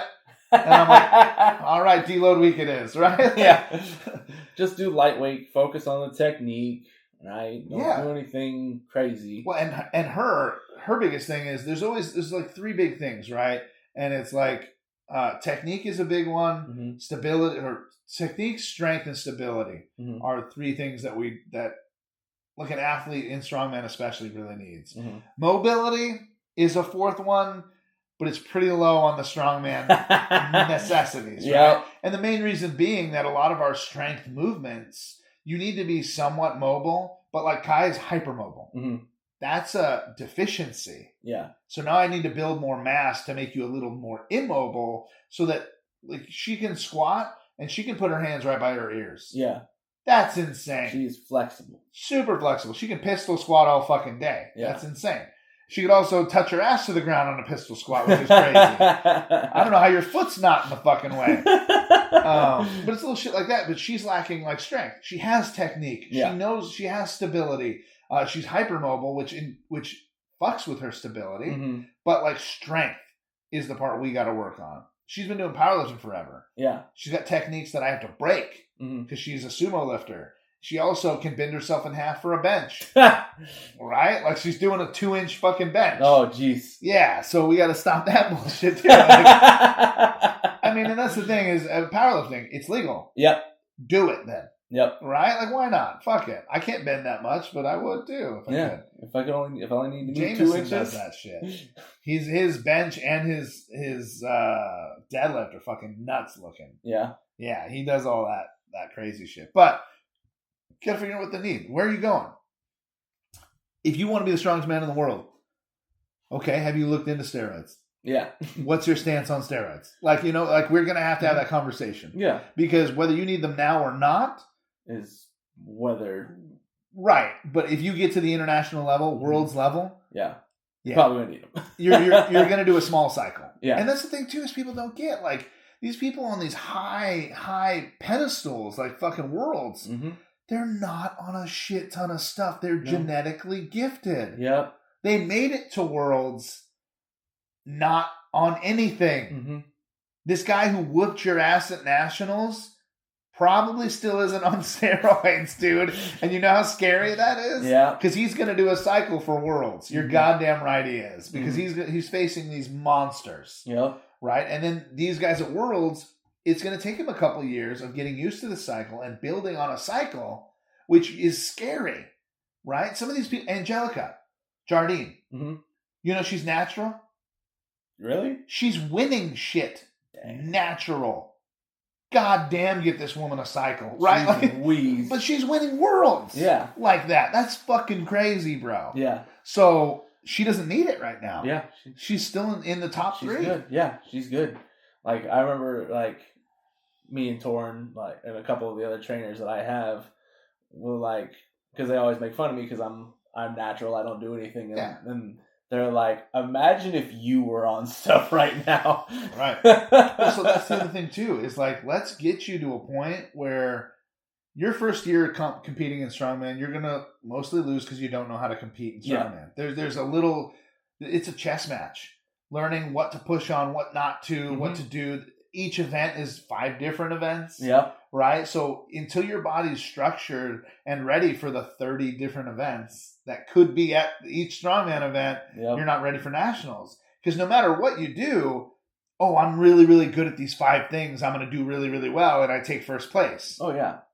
Nationals isn't those 5 things. No. And I can almost guarantee it's going to be one of the shittiest fucking things you've ever done. Yeah. Because every nationals, they're going to throw something in there that is super hard for everybody that no one wants to do. Yeah. Because it's nationals. They have to do something. Right. To make everybody feel challenged. And if you can't get to nationals not on shit, you're not going past that. Yeah. You're just not. So I think you can fucking make it to nationals pretty easy. I'd say it's going to take a year or 2. Oh, yeah. Right? Like, you need to get good at some of these things, and you're learning. Yeah. I mean, the fact you got that pendulum press up is already impressive. Yeah. The fact you don't know what your overhead press max is a problem. Right? I mean, you can keep working your bench and looking really good that way. That's great. But your overhead press is important, not bench. Yeah. Like, we don't even use that shit yeah. in strongman. So, I mean, sometimes they do. They've tried to work it in. I don't know if you saw that. But it's a standing press. Oh, yeah, I've seen that. Okay, Yeah, Where so, they got, this huge apparatus above them. I'm like, okay. Brian Shaw, he just had to do that. And dude ran a really good show and ended up not being able to do it anymore. It's expensive as fuck to run these shows. So we need a lot of help to run these shows too. And that was one of his big things, is he didn't have enough hands. You don't have enough hands, your show starts looking like shit because they're not being loaded fast enough. This is happening, that's happening. Everyone's got these grand ideas, but pulling them off is fucking rough. Yeah. No, it would be rough for sure. If you're a one-man show and you don't got a team behind you, then, I mean, if you're on your own, then you're on your own. Like, sorry, bud, but I don't know how well it's going to actually go for you. Right. I need like fucking 35-ish people just in hands for this expo. It's a lot of fucking people. That's a lot of people. Yeah. So we'll figure that part out too. We're working on it. We've probably got about like 10-ish people that have already committed to helping. And a lot of them are like, well, I have a competition here, so I can't do your show. I'm sorry, but I'll still come. And I'm like, you want to help? Yeah. You know? Like, I'll give you something. Yeah, we exactly. can do something. Well, free camping, free fucking food. Yeah. I'm into that shit, dude. Like, I don't have a ton of money to just throw your way. Yeah. And that's the thing. If this expo starts kicking off, I'll start making money at this. But for now, last year was negative. Yeah. Oh, geez. So, like, I'm doing this one, just crossing my fingers I don't go negative this year, which I think we won't. Really what I need to do is save enough money to hit advertising right before the show. That's going to be a huge one that I've seen a lot of events either made or break. Well, ticket sales is going to be where I'm going to make the most money. Because it's not registration. Nope. It's not all this other shit, dude. Like, that shit pays for me to actually do the show. I mean, all the money so far I've made from registrations is going to, like, steel. Welding, paying somebody to take apart these fucking cars, like shit like that. It's not cheap to do. Porta potties. Oh yeah, sinks. Like fucking all that rental stuff that you got to get taken care of. Yep. I mean, just the venue is fucking expensive to have. I mean, I'm taking over this guy's business for a weekend. Oh yeah, it's a farm, dude. Oh, okay, so that's what I was wondering. I was like, wait, isn't it just like somebody on somebody's property? It is, but he runs his business out of there. Oh, okay. So he's got cows and shit. He runs hay. He does all that other stuff. Oh, damn. He's also got to modify his land a bit so that I can actually do this show. Fit everything in there. Well, and funnel.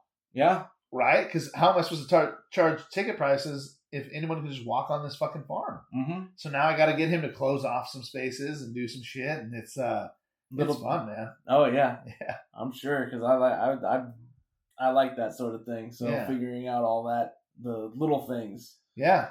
So. Yeah. When it gets down to it, there's 300 more things than I thought there were. For damn sure. And again, that's that 100 miles an hour, right? Yep. Like, I just went for it. I don't give a fuck. I put everything I love in one spot and was like, let's do it. Yep. I mean, we're having a Magic the Gathering tournament. Oh, I know. I'm excited for that one, too. Yeah? You going to compete in it? Oh, yeah. You good at it? Oh, yeah. Oh, wow. Okay. I love Magic. Me and Torin, like, we'll play Magic sometimes. We'll be like, you got your decks in your car? Yeah? You want to play? Yeah. Shit, I got a couple decks going on. One of mine is dragons. I got the Yeah. Dragon. Oh yeah.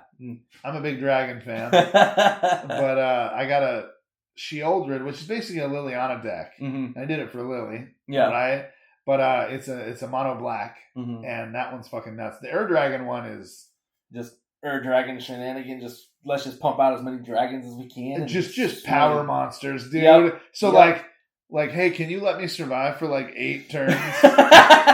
Let me do the things. Yeah, dude. Because a lot of the times we're playing, and most of the guys I play with are fucking good. Yeah. So they're like, they could just beat my ass, but they're like, I could kill you right now, but I'm gonna like let you have another turn because I can see where you're going with this.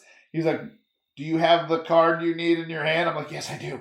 Just let me do one more. No. Boom. So it's like Sheoldred, or fucking, it's like, I finally bring out the Dragon, and then it's Morphon, and like fucking. Oh yeah. I got like 6 dragons that if I can get those out, there's no one on the fucking planet can beat me. Yeah. But I'm also still just attacking you with heavy. Yeah. Right? Like I'm not techniquing you to a 0. Mm-hmm. I'm just beating the fuck out of you with these monsters. For me, like, people look at me and they think that that's what I'm going to do with them. I'm just going to beat the shit out of you with big dumb creatures. Yeah. And all of a sudden you look at all my lists, and they're like, you play a lot of combo decks. I love to figure out the little things. Yeah. So like one of my favorite decks that Torrance played a couple times now and doesn't like is Blanca. Fiendish Friend from Street Fighter. Okay. They have a card after him, and it's just like, it's a Spellslinger deck where I just target him with a bunch of crap and make him big and ping everybody out, and it's so much fun because nobody ever expects it. Yeah. I got a lot of decks that like nobody really expects to go off, and then I pilot them, and somehow they're like, oh crap, this guy actually knows what he's doing. Yeah. So my buddy's got this rat deck. God damn it, dude. Ravenous Rats? Yeah, dude. Yep. So like it's just all of a sudden he has like 300 fucking rats. Mm-hmm. And he's like, and go. And I'm like, fuck, dude. So they're all like fucking 10 or whatever, right? Oh, yeah. But like there's 300 of them. There's nothing you can do about it. But yeah, there's a guy in my deck too that doubles all my dragons when they come out. Oh, Miriam. So there's 2 of them. Miriam. Yeah. Yep. Sentinel Worm. Okay. I know. I have an extensive knowledge of cards. So I don't know. I'm still that dude, like sitting here reading every card as I get it. I'm like, how can I use this? You know, like I don't fucking know. So they're super patient with me, or I'm just like, if I do this, does it do this, this, and this? And they're like, no. I'm like, fuck. or they'll be putting a card down. So now I can do this and this. I'm like, yeah, I trust you. I think all right. Yep. You know. Yep. Because there's a lot of that feeds into itself and each other and like all that bullshit. And yeah, I think at this Magic the Gathering tournament we're gonna have like a fucking $300 limit on some of the decks. Okay. We were gonna do like a 150 limit, and then the guy running it was like, "No, that's fucked up." And I'm like, I mean, I've built a lot of my decks around $50. Really? Oh yeah. I think that it's more fun that way. Oh yeah, it actually challenges a lot more people because like if you give them a bigger budget, then they're just gonna be like, "Cool, I can fit all these really good cards in my deck and call it a day." And I'm like, I could do the same thing too if I really wanted to, but that's easy. That's an easy dub. That's not as fun, no, man. It's not. Like cards that people just can't afford. Yeah, exactly. And that's the thing too. It's not that I can't afford it. Why am I? These are cards, bro. At the end of the day, it's a piece of cardboard. Yeah. Why am I spending $50 on a little tiny piece of cardboard? I spent probably like $300 on mine, but it's also dragons. Yeah, right. Dragons are expensive. Mm-hmm. And then the Liliana deck was like $100. Yeah. I have all the Lilianas, and then Sheoldred's my commander. Yeah. Because Liliana's a fucking whatever the fuck she is. I mean, you can get the Liliana creature. They have a Liliana heretical healer. Yeah, but that's what I'm saying. It's got to start as something else. And then she's like almost impossible to fucking flip to get to where I need her. I need the back end of her, right? So I have a way of throwing her out there and killing people with it. Yeah. But Shoulder is good too because it starts making them discard their bullshit. Mm-hmm. Getting her out's not fun either, though. No. But that deck is very... It hits or it just doesn't, and I'm just sitting there. But these guys are cool. They're usually like we have a good time, right? So it's usually about 30, 45-minute games or 2 fucking hours, right? Yeah. There's I only have like one deck that's like it's called a stacks deck, and I generally don't play it because I don't find that play style fun. So most of my style is like mono red or like red bullshit. Okay. Real fast aggro. I only got 2 decks that don't have red in it. Really? Yeah. That's crazy. How many decks do you have? I have 14 different decks. Wow. That's crazy. I have one that works. Yeah. And then one that is 50-50, dude. Like that's just that it's even working. Yeah. You know? I enjoy it though, because I feel like it's like a test of intelligence. I told him what I want to do is get a bunch of people together, right? And we'll put different cases on everything. But we'll write our names on the cases so we get our cards back. Yeah. And we'll just make stacks of everything. Like, here's all the lands, here's all of this, and then we're just random. You just get a random ass deck. So color doesn't really matter too much, right? But like everybody gets a random amount of fucking what am I looking for? What is Liliana? What type of card is she? Planeswalker. Planeswalker. Right? So you get a certain amount of lands, certain amount of planeswalkers, certain amount of creatures, certain amount of fucking spells, certain amount of, like, all that shit, right? So everybody gets a certain amount, and now you have to, like, figure out how the fuck you're going to put this thing. It sounds kind of like a sealed format is really what it is. Really? Yeah. I'd love to do that. Sealed format is like you get like a giant stack of cards, or like 6 packs generally, and you open them all up and you just build a deck with what you got. Yeah. And that's a real fun format. I love it. Another fun one that a lot of people do is called draft. Okay. That's where you open up one pack and you have like a bunch of people and you pass around, you pick one card. Oh wow. That's another fun one. So we should get together and do that sometime. I'd love to. Yeah. Because I'm not great. Yeah. I'm not lying to you, but I'm pretty fucking smart. Yeah. And pretty creative. That's something I'm very at. I mean, so even in real estate, you got to get super creative.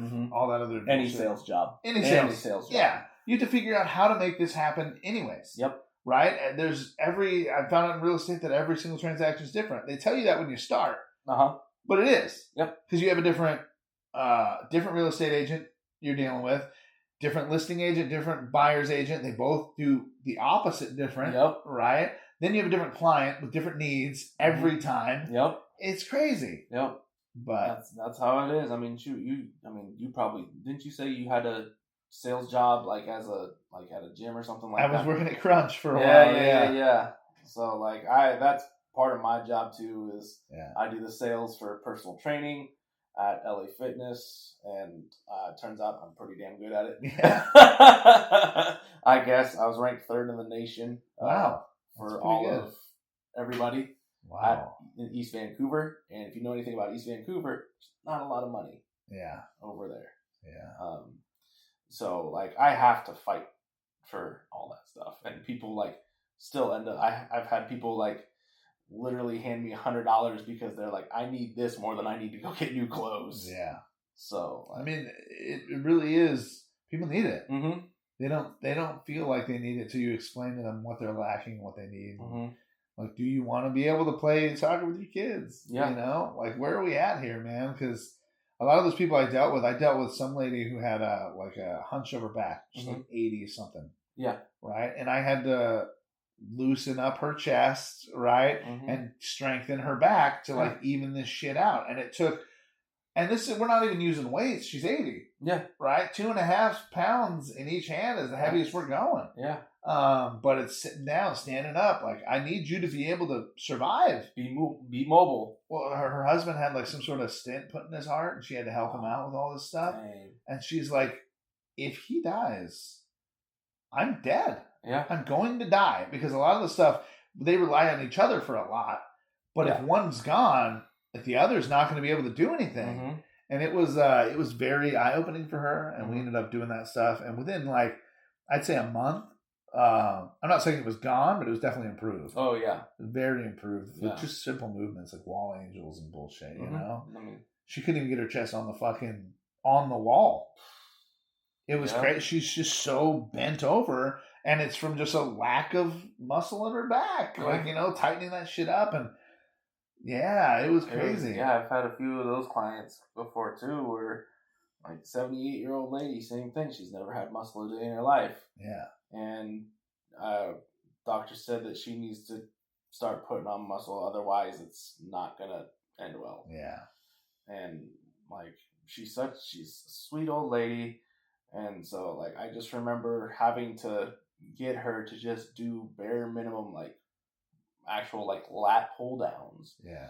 And just do simple movements, get her to squat on box squats and doing all this other things, and she was very appreciative of it. Because like I don't like seeing people in a position like that where it's like it's either now or never, right? We should have done this 40 years ago. Yeah.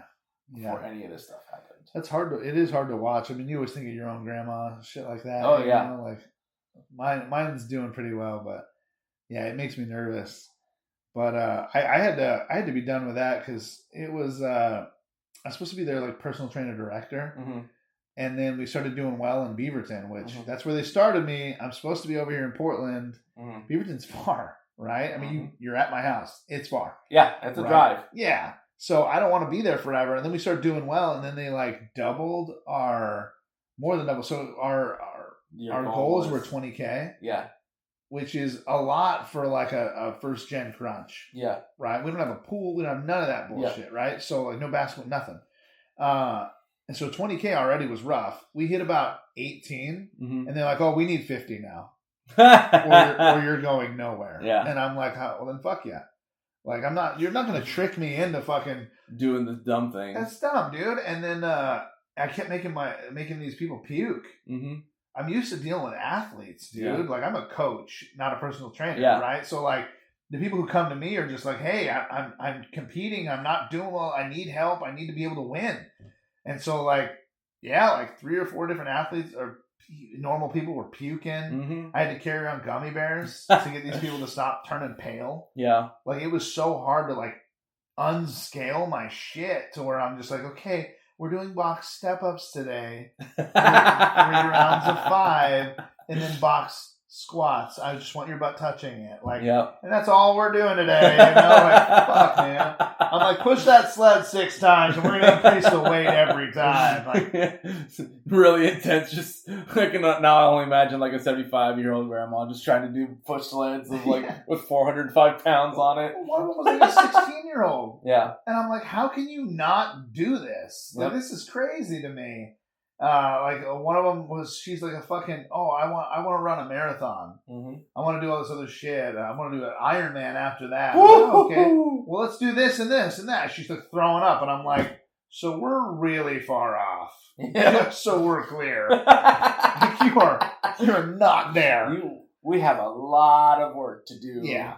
If you think you're gonna do this in a month. Well, I had a dude come in. He's like, "Hey, I have boot camp in 2 months." All right. And I'm like, why are you telling me that? He's like, I want you to get me ready. And I'm like, fuck. It's a different type of ready. Well, I was like, what are you wanting here? And he's like, honestly, I can do this stuff now, but I want to be top of my class. I said, it's going to hurt. Mm-hmm. You're giving me 2 months? Like, I can get you close, right? You're not running here.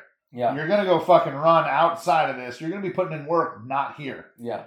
Just so you're aware. And then we're doing like, I get an hour, right? And that's what I didn't like too, was I have an hour and then I have another client. Yep. Like, cause if you're good, you start getting booked up. Mm-hmm. I was there for 8 hours one day. I had a client every hour. Yep. And then some of them were like 2 30-minute. They're like 30 minutes. Yeah. Right. So like I have an hour to work with this guy and then I got a half an hour and I got to bang through that because I got another half an hour coming into this one. And then I got an hour and it's like, fuck, dude. Like, just, okay, you're finishing this yourself. I'm out, right? Yeah. Like, I don't fucking know what to do. But even that guy, it was push-ups, sit-ups, and fucking, like, whole body movements. Yep. And I'm like, I found 400 ways we can do this, and we're going to fucking make it hurt. Mm-hmm. And he's like, he was pretty in shape already, and he was puking. Yeah. And I'm like, good. Now get back over here. They're going to do that anyways to you. Yeah. So, like, trust me. when I went through boot camp, man, it was different. It was different style compared to now. And what did you serve in? I was in 2013 to 2021. Wow. So yeah, quite a while, huh? Yeah, 8 years. Army, Marines, Army, National Guard. Okay. Yeah. Hell yeah, man. Yeah. That's awesome. So That's... it was a fun time. I came home and we got pushed out to go do the riots in Portland, Seattle, and Olympia. That was fun. So I bet, man, I got to see all walks of life for that one. Yeah. And now I'm happy with what I did. I love my job in the Army. It was fun. Fix guns for a living. So okay. Yeah. That's cool. So you're really well versed in guns, then, huh? Oh yeah. Okay. Yep. I've had to help out a couple friends. So have you met Tyler Hagar yet? No. Okay, he's he was strongman. He's getting more into like high rocks and all that other bullshit. Oh boy. He's losing weight and he's on a weight loss thing. Yeah. He was big for a while and but he works at Safe Fire down the road and he's guns. Guns. He did private security for a long time. He was in the fucking I think he was in the military for like fucking 10 years or some shit. Like got out, was like, more. I'm like, dude, chill the fuck out. Yep. But yeah, he's a lot of fun. Yeah. He's one of those people who like you kind of think he's a dick at first. He's just a little quiet. But you get to know him and he's one of the coolest dudes I've met. He's really cool. Very giving, very helpful. I mean, we're at the fucking Safe Fire, and honestly, it's kind of like cars with me. I love cars. I drive the fuck out of them.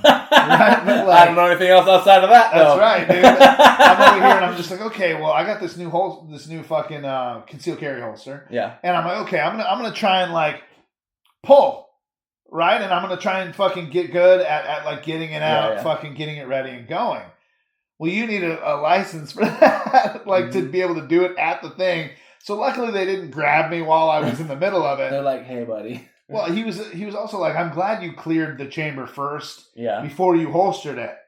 Right? Because some people apparently are holstering a loaded fucking pistol that's pointing at their dick. Yeah. Like, no thanks. It happens all the time. Well, I pull it out. I'm fucking getting, and I'm going, right? So he came up. He's like, hey, I'm glad you did it the way you did. You did do it at least semi-right, but like, no. Right? Like, you're not allowed to do that here. But yeah, it's a little shit like that. Like I just don't know much.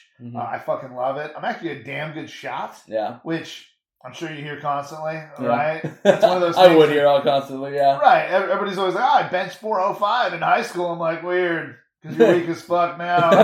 You ain't benching that now. Where you at, buddy? I was squatting over almost 1,000 pounds in high school. I'm like, are you on any national boards or something? Like, yep. Anyways, but it's the same thing. But I'm a pretty decent shot. I'm getting used to, I haven't had guns for a long time.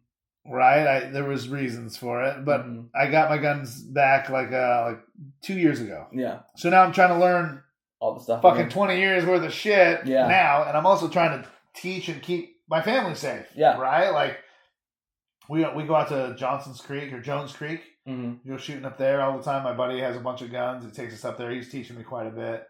Because the first time I showed up, I had no earplugs, no eyes, nothing, dude. I'm just I'm like, God damn. This is a lot louder than I remember it being, dude. And then he pulls out a fucking, what was it, like a 50 cal rifle? Yeah. Just fucking boom! Just shooting holes in fucking trees, dude. I'm like, God damn. He let me get a hold of it, and he's like, okay, first of all, don't put your eye on that. Don't do it. I will not feel bad if anybody scopes themselves. Yeah. I will sit there and I will laugh. I will then put a Band-Aid on it and I will continue to laugh. Right. He was a lot nicer to me than that. But yeah. He also has I forget what it's called, but it's a shotgun where you cock it and the first one goes off and then you just hold it and it goes boom, boom, boom. Oh, okay. Pump action shotgun is what it would be, but there's a specific thing in one of the to let it do that. Like, yeah, well, it was you're not hitting anybody with it. Oh, you no. know? Like that's for fun. Yeah. That's a lot for fun, but it was it's cool. I prefer handguns anyways. Yeah. You know, I don't know the mechanics of I want to be able to take apart, clean, and put back together something before I'm comfortable with it. Mm-hmm. Right? I can do that with handguns. Yep. Well, let me tell you, shotgun's even easier. Really? Oh, yeah. Oh, wow. Most shotguns are real easy to take apart, especially if it's a pump action. It's real easy. Well, I was talking to Tyler. He's the gun guy I know. And I'm looking online, and apparently legally in Washington, you got to have an 18-inch fucking barrel. Yep. I'm like, for my house? Yeah. Like, fuck that, dude. Like, I've been coming around corners all cockeyed and shit. Like, yep. That sucks. He's like, come into Safe Fire. We sell shit a lot shorter than that. I was like, okay, cool, man. Yep. But what's the point of that? It's people so if the barrel's shorter, you can get a wider spread. Yeah. And so for that reason alone, people are like, okay, well, they have less likelihood to spray out and hit other people. That's pretty much like what they were trying to gist of. The legal jargon of it was to not hit anybody else. But again, you're in a home. Right. So usually when you have a sawed-off shotgun or whatever, so it doesn't really matter. You're going to be hitting your own fucking property. Yeah. And really, the spray is fine. Because really, you're probably startled coming around a corner, just fucking boom. Yeah. There's one sound that anybody's going to be like, fuck this, I'm out. And it's that is a pump action shotgun sound. Yeah, you fucking rack that shit and people will be like, no. Right. And I think Washington has like a slug to like shot ratio. Mm-hmm. Where it's like you can only have a certain amount of slugs or a certain amount of spray in there. Yeah. Which one's which? Do you know? I think like you can go up to buckshot when it comes to. There's got to be like 3 rounds or something like that. It's not very. Doesn't really matter, but like because it's a self-defense thing, right? Right. So for me personally, I do birdshot because. I want the fucking doctor, if you're coming into my home and you're invading my home, I want the doctor to take as much fucking time taking out every little pellet from you. Yeah. Rather than just fixing up a hole. Right. That's fair. Yeah. So it's, I don't remember exactly what it is though. Right. But yeah, if Washington has it, Washington has it because, yeah. Washington's got most of the laws.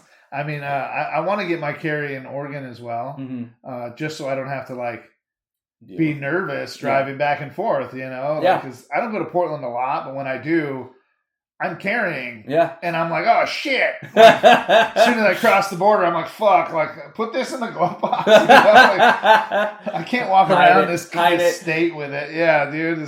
Apparently it's hard to get your license in Oregon and in California. No? California, yes. Oregon, not really. Like, you got to go through a couple classes, and that's it. Well, even if you're not a resident, are they fine with it? I'm not sure. Okay. Because, when I got mine, I was a resident, so. Interesting. That's fair. Yeah. All right. Because I used to live out in Seaside for a few years. Oh, you like it out there? I loved it out there. Yeah. It was so fun. I could hit a golf ball and hit the beach from my house. Wow, there you go. You a golfer? No. Okay, good. I was going to say, that's something I've never gotten into. I'll whack the fuck out of a ball, but I'm not sitting here trying to get it in that hole. Nope. Yeah, I have no idea where it's going. Yeah.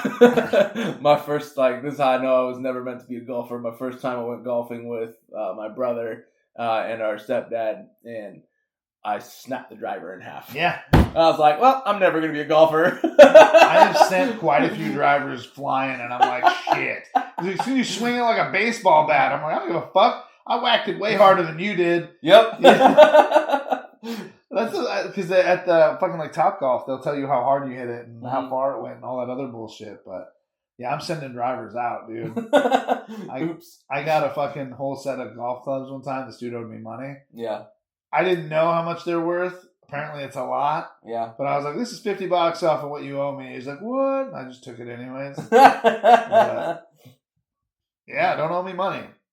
You lose $2,000 worth of golf clubs. Oops. That's my bad. I'd have given you credit if I knew credit was due, but I didn't. So, my bad, but whatever. I snapped all those fucking things. Get some nice ones in there, dude. Oh damn. Yeah, a wood one, and like all this other bullshit. Yeah. Oops. Whatever. Anyway, yeah, it was nice talking to you. Like an hour and a half, almost an hour 40. But thanks for coming. Oh no, I appreciate it. Thanks you for having me. Yeah, we'll see you at fucking Warrior Expo. Let's try and get together and do one of these again. I'd love like Torin. I'd love to get him in here to do one, and then maybe we can get you guys in here together. Oh yeah, I'll invite him over one day. Well, my buddy does a fucking YouTube video where we play Magic. Oh, okay. So we each set up our mats, and he's got it like pointed down on them. Yeah. So maybe we'll get you guys in on that one. Oh yeah, that'd be great. Yeah. So I mean, he plays with a lot of proxies, so a lot of fake cards. Yeah. But they're still fun decks, so I don't really care. Yeah. Is he good? Yeah. Good. Yeah, he's got some fun decks to play against. I love them. So, but yeah, if you want to, let's get it together sometime. Hell yeah. And we can play. I'll shoot him a message. Hell yeah, dude. All right. Well, thanks for coming, man. This is the Psychotic Drink Podcast. This is Tyler Toby Townsend. This is Bryt Williams. Thank you.